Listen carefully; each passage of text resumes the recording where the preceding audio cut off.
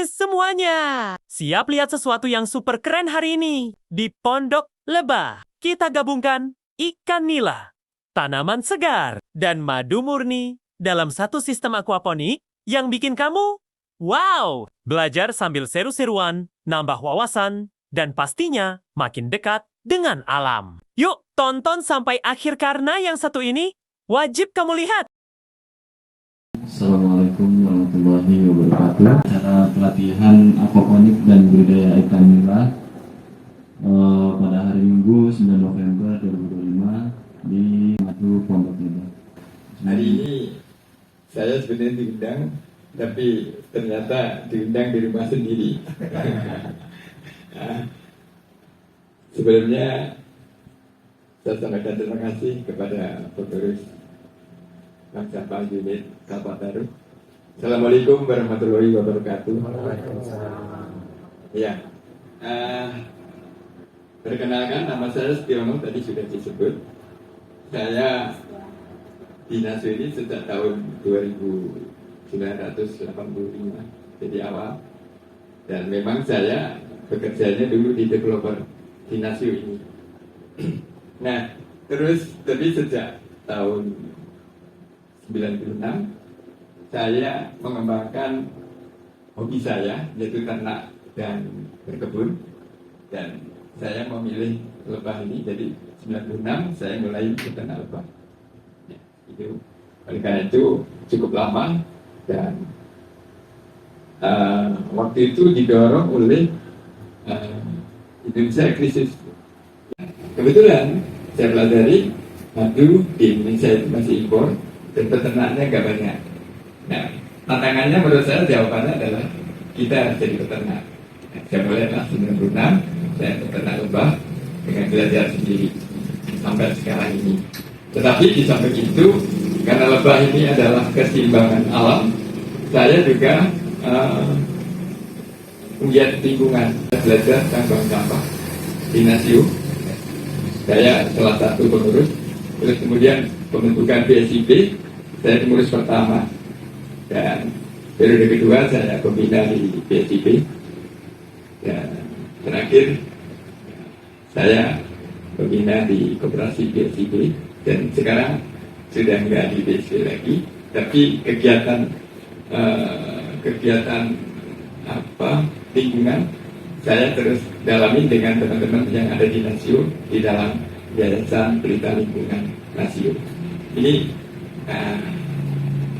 latar belakang saya. Jadi saya sebetulnya pekerjaannya awal adalah teknik sipil, tapi hobinya di lingkungan dan peternakan. Nah, oleh karena itu hari ini saya mencoba untuk bersama Ibu belajar lebih mendalami tentang aquaponik. Bapak Ibu, aquaponik sebetulnya di jauh sebelumnya udah banyak di YouTube, sekarang juga belajar. Namun yang ingin saya sampaikan nanti keluar dari apa yang ada. Ini sebabnya aquaponik sebetulnya saya mencoba mendalami cukup lama, tahun lebih kurang. Namun peminatnya sangat kurang banget, karena lebih kepada dengan bank sampah itu lebih banyak ke tempat pemilahan sampah. Namun aku melihat bahwa aquaponik ini bagian daripada ekosistem, di mana kita masyarakat dan keluarga ini bagaimana bisa dipengaruhi oleh apa yang kemudian dari pupuk, tanaman lagi seperti aquaponik. Sistem ekosistem itu secara tertutup tapi lebih pendek lagi. Dari ikan, kotoran tanaman, airnya menjadi bagus, ikannya segar, nah perputarannya lebih banyak. Ekosistem lebih banyak lagi, banyak yang sudah dilakukan di Nasio. Oleh karena itu, saya mencoba, dan ini sudah bertahun-tahun dengan datangnya Pak Turni, mengungkap kembali bagaimana kita belajar kembali ke aquaponik. Nah, ini meskipun sedikit, saya kepingin semangat kita ini satu gitu. Saya tidak kepingin saya ngomong ibu dengerin udah selesai. Nah, saya kepingin kita kita satukan visi dan semangat kita, yaitu dengan menurut saya visi kita ini adalah menghijaukan bumi kita ini. Karena itu, meskipun sedikit saya kira nggak apa-apa. Nah, saya akan, Bapak nggak usah berdiri, cukup kepalkan tangan aja. Kalau saya sebut bumiku, ibu hijau, lingkungan bersih, BSU Kalpataru, yes, yes, yes, Filantra, keren, gitu ya. Ini semangatnya supaya bareng ya, meskipun sedikit, kita semangatnya harus kuat. Ya, kita coba. Bumiku hijau, lingkungan bersih, BSU Kalpataru, Yes, yes, yes. Filantra, keren, luar biasa. Tapi saya minta satu lagi, sekali lagi, yang lebih semangat. Karena ini kita melangkah sesuatu di alam ini. Lingkungan Bersih. BSU Kalpataru, Yes, yes, yes. Filantra, Keren. luar biasa. Terima kasih Bapak Ibu sekalian. Dengan mudah-mudahan kita mulai dengan sesuatu semangat yang luar biasa. Nah, ini sebetulnya sehingga dia harus seragam. Nah, iya. Berbeda dengan nila. No problem. Oleh karena itu, dan ikan nila bisa berkembang di kolam itu sendiri. Terima kasih kepada Bapak Setiono atas sambutan penuh semangat. Sebelum kita masuk ke materi aquaponik, budidaya ikan nila, dan madu murni, silakan seluruh peserta mengisi pretest di Google Form yang telah disiapkan. Prosesnya cepat dan sangat membantu mengetahui kemampuan awal kita. Setelah itu, kita langsung lanjut ke sesi tanya jawab. Siapkan pertanyaan terbaik Anda. Masalahnya yang sekarang jalan itu pertanyaan Jadi kolam dari terpal. Ya. Jadi itu nggak masalah. Terus tadi saya sebut estetika, keindahan. Keindahan itu relatif. Apakah itu nanti menjadi fokus estetikanya, apa tanamannya? Ya, jadi yang kedua tadi pertanyaan Bapak adalah ada filter enggak? Ya, perlu apa enggak? Pada umumnya perlu. Kalau dikasih makan, dia langsung respon enggak? Kalau itu hanya respon sehat. Gitu. Jadi kalau menurut saya filter, kalau saya dulu di kampung hidupnya jadi biasa seperti ini. Jadi ternyata tanaman yang paling pas menurut saya adalah bayi berhasil, ini kencur, terus seledri. Nah, jadi kalau mana kan dipotong, nah, terus kemudian tumbuh lagi, kocai, potong, terus ternyata saya coba ini Bunga. tanaman hias aglonema, tetapi jangan aglonema yang model ini, pasti mati. Tapi aglonema yang lain itu bisa hidup. Itu sudah lebih dari sebulan bisa hidup. Jadi kepentingannya kita tadi bahwa kita akan tanam apa, cocoknya apa, sangat tergantung pada kepentingan kita. Ya. Jadi saya tidak ingin menekankan yang cocok ini, bukan. Yang cocok sesuai dengan kepentingan ibu dan kepentingan ikan. Karena tanaman tadi untuk menarik kualitas air kembali ke ikan menjadi baik. Nanti sebentar lagi hidup. Luar biasa teman-teman. Materi barusan sungguh mantap. Penuh insight dan bikin kepala makin berbinar. Dan sekarang, saat yang kita tunggu-tunggu, akhirnya tiba. Kita akan langsung turun ke sesi praktik lapangan untuk melihat, menyentuh, dan merasakan sendiri bagaimana sistem aquaponik budidaya ikan nila dan lingkungan Pondok Lebah bekerja secara nyata. Di sini, teman-teman bisa melihat kolam nila dari dekat, memahami aliran airnya, mengecek media tanam, sampai melihat bagaimana tanaman dan ikan saling menguatkan. Jangan ragu untuk bertanya, catat hal penting, dan gali pengalaman sebanyak mungkin. Ingat, ilmu bukan cuma didengar, tapi juga dibuktikan langsung di lapangan. Jadi, siapkan energi, fokus, dan rasa ingin tahu kalian, karena sesi ini bakal bikin pengalaman belajar kalian naik level. Yuk kita bergerak bersama, nikmati setiap prosesnya dan jadikan praktik lapangan ini sebagai momen paling berkesan hari ini. Let's go tim Pondok Lebah. Waktunya action. Nah, ini Bapak Ibu. Yang di atas ada anak muda suruh ngambil, taruh sudah ini di bawah lapangan. Ini kan matahari bebas. Kalau di sini sebentar sudah ditutup. Iya. Jadi ini adalah instalasinya ini. Terus kemudian ini kita bagi dari 1, 2, 3. Sebenarnya 4 sama di luar. Kemarin sudah matiin. Ini ada batu surga. Alright, peserta luar biasa Pondok Lebah. Sekarang kita masuk ke momen yang paling ditunggu-tunggu. Yes, sesi minum madu bersama. Ini bukan sesi biasa. Ini adalah energy booster moment ala Pondok Lebah. Sebelum lanjut ke materi berikutnya, kita recharge dulu dengan madu Pondok Lebah yang super fresh, super sehat, dan pastinya super enak. Oke, semua peserta, silakan ambil madu yang sudah dibagikan tim. Lihat warnanya yang keemasan, wangi, alaminya. Ini adalah madu Pondok Lebah.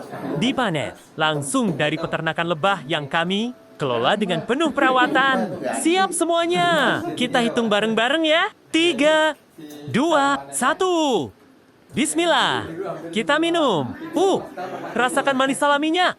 Energinya langsung naik. Badan jadi lebih segar. Pikiran makin fokus. Madu ini penuh nutrisi, antibakteri alami, dan super bagus untuk stamina dan imun tubuh. Itulah kenapa di setiap pelatihan, Pondok Lebah selalu ajak kalian nyobain langsung, supaya merasakan sendiri kualitas madu asli yang premium. Semoga setelah minum madu bareng, energi kalian makin on, semangat makin naik, dan kegiatan pelatihan hari ini makin seru. Terima kasih sudah ikut sesi minum madu bersama Letes.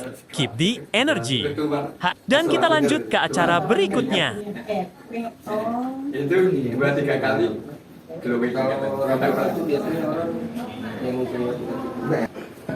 Ya, mangga Pak. Ini aquaponik sudah cukup, pertanyaannya boleh.